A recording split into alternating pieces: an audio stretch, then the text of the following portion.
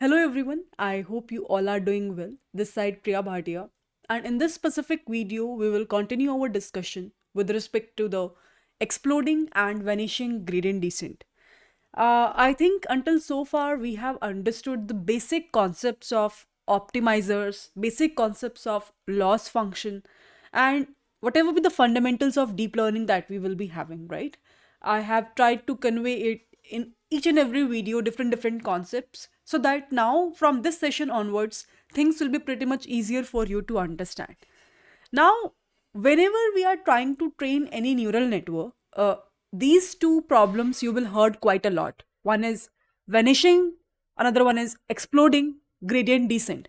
So today I will try to give you an idea about this problem as well. Whenever we will do the upcoming neural network implementation, you will observe that these problems are quite frequently there. And how can we handle these problems? We will learn in the upcoming class. So, without wasting any time, let's get started. So, now let's try to focus on the understanding of this core concept of vanishing gradient descent first. Although both of them, vanishing and exploding, are interconnected with each other, but first of all, let's try to wrap it up with respect to what is the core idea about vanishing gradient descent.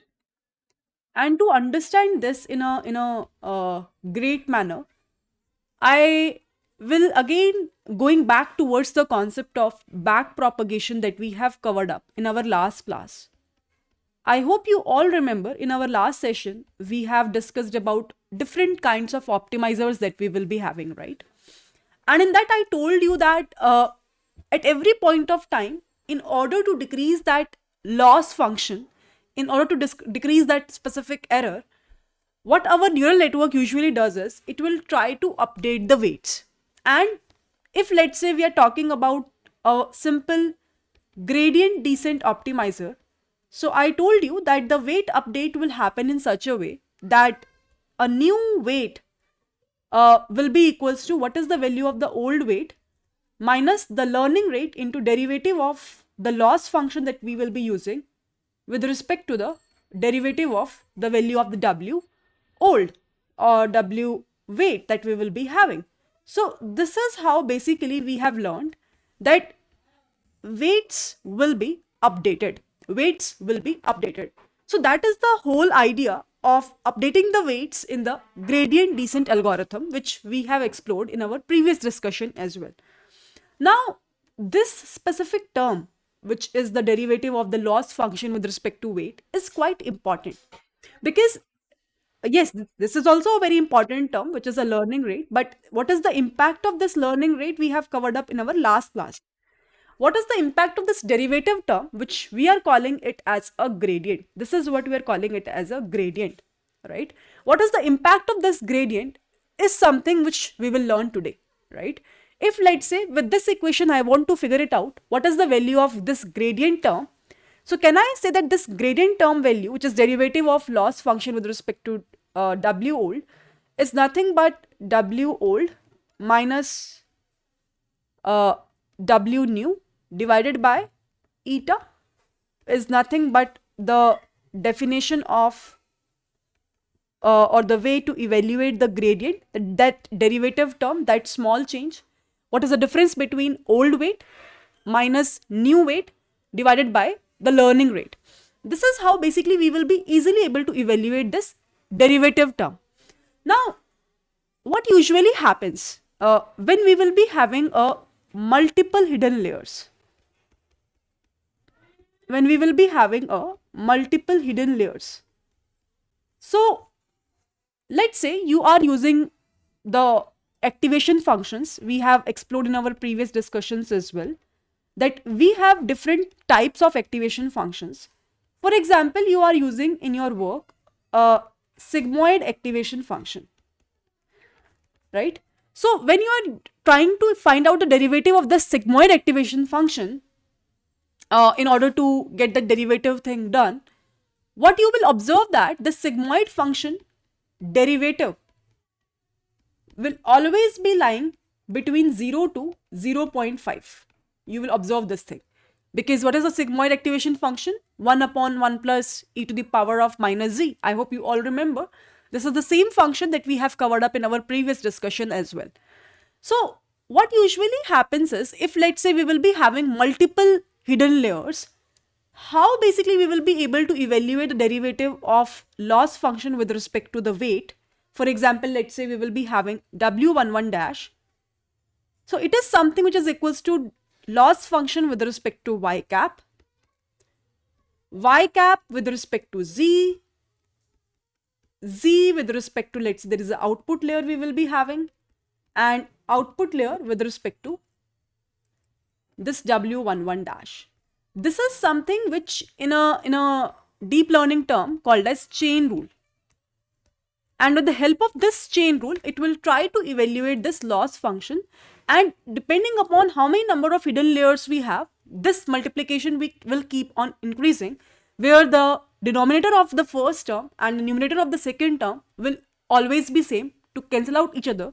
And you will observe that again this value is same, this value is same, and this is something which you will be able to evaluate. Now in between these terms, you will observe that, for example, this is the z term, which is, let's say, the activation function of a sigmoid value. If you're trying to get the derivative in between any of these functions as a sigmoid function, and let's assume that the value is maybe 0.1, and at every point of time you are getting a small value. So what will happen is, this derivative of the values which are less than 1, the derivative's value which is less than 1, the answer will be 0.0001, 4 bar 0, and then we will be able to get 1. So what is happening is that this is really a small value. Can I say? This is overall really a very, very small value.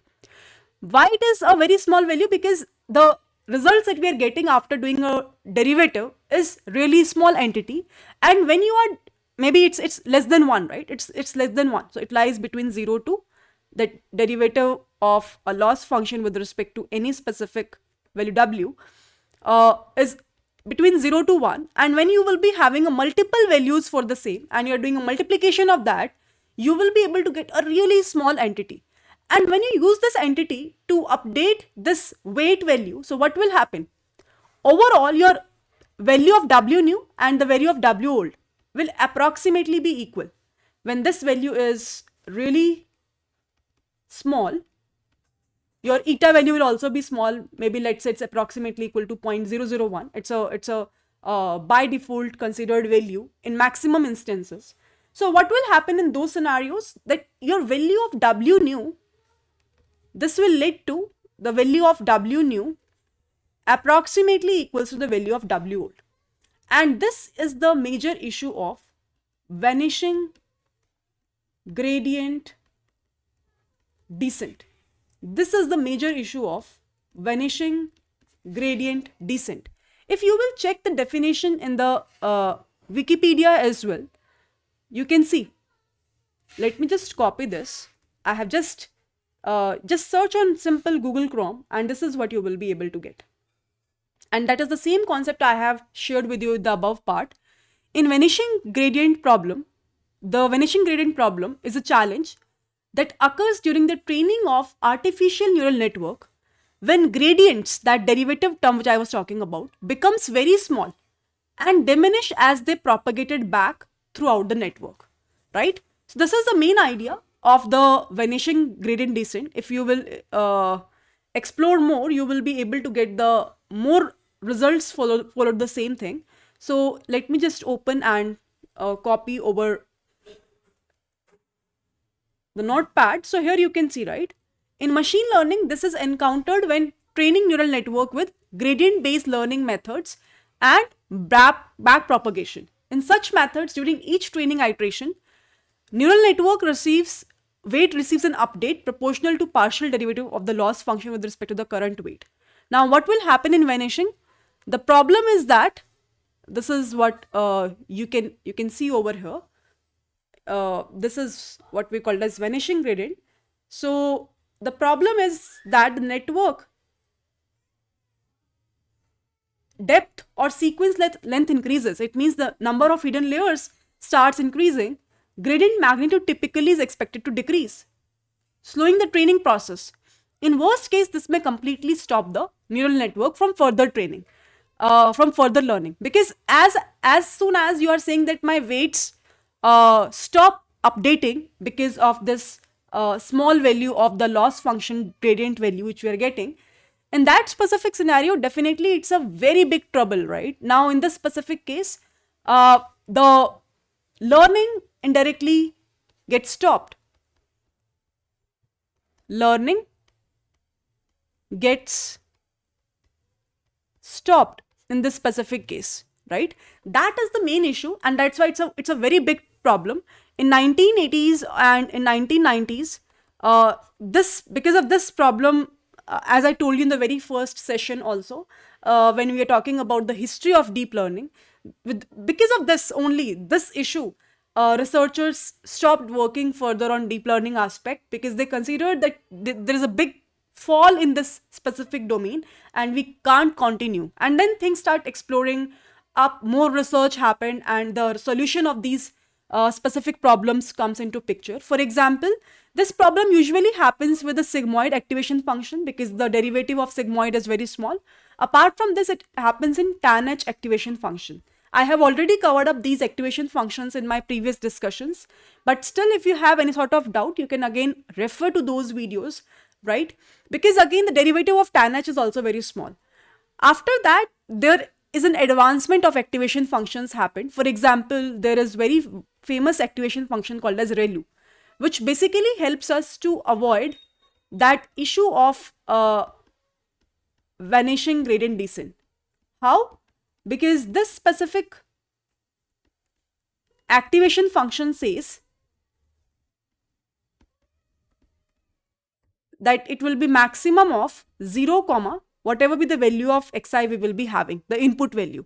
So if you will try to see the curve or the graph of this activation function, it will be, if the value is negative, it will be 0, and then it will be a straight line. So what is happening is that when we will be having a negative value, so the answer will be 0. So the weight update will, that issue of vanishing gradient descent will not be there. And as soon as we are moving towards a positive value, it will start increasing linearly. But again, there is a issue of di-ReLU which comes into picture. Then we have further advancements of leaky ReLU. Those things I'm not going to cover up today because this is a separate discussion altogether. But yes, what I want to convey over here is that after that, the advancement of new activation function comes up, with the help of which that problem of vanishing gradient descent is resolved, right? And that is where further deep learning things, neural networks, architectures comes into picture, right? Now, then what is exploding? Vanishing is fine. Vanishing means we are somehow decaying that values. Exploding is something which is vice versa. So when we are talking about exploding gradient descent, it is something which is a vice versa concept in terms of understanding, that you are having, after doing a derivative, a very big value, which is obviously more than 1. So if let's say you are doing the same thing, that the derivative of loss function with respect to a weight that we will be having, you will be having, let's say, multiple layers. Derivative of y cap, you are doing again you are applying a chain rule. Derivative of z with respect to the output, derivative of output with respect to the weight. So what is happening over here in this exploding gradient descent? Let's say you are having a value of every specific gradient as 10. So what will happen? You will be able to get a very bigger value. And now in this specific instance, that change, which is the change between W new and W old, when you will apply this formula, that W new is equals to the W old minus eta times derivative of loss function with respect to derivative of old, this specific value is very big in exploding gradient descent. And because of this specific value is very big, the change is very drastic. There will be a drastic change.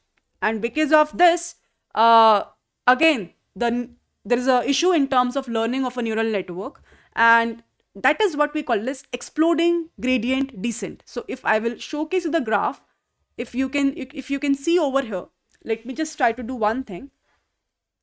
I'll just try to capture a few snapshots over here to just explain you this concept.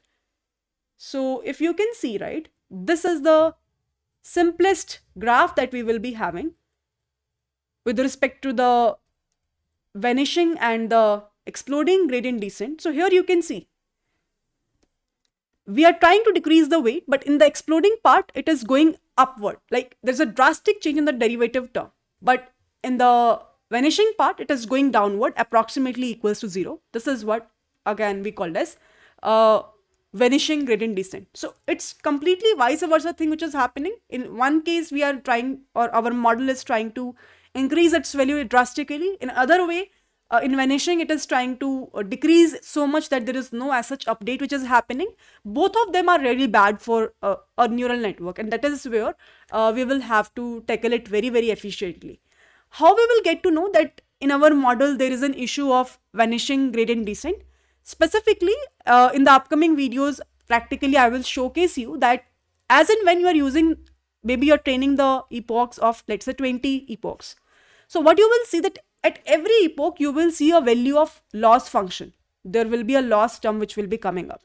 So in every epoch, you will observe that that loss value will keep on decreasing. For example, initially you have 0.8. In second epoch, you have, let's say, 0.7. In third epoch, let's say you will be having 0.6. In fourth epoch, let's say you will be having 0.5. In next epoch, let's say you are having 0.5.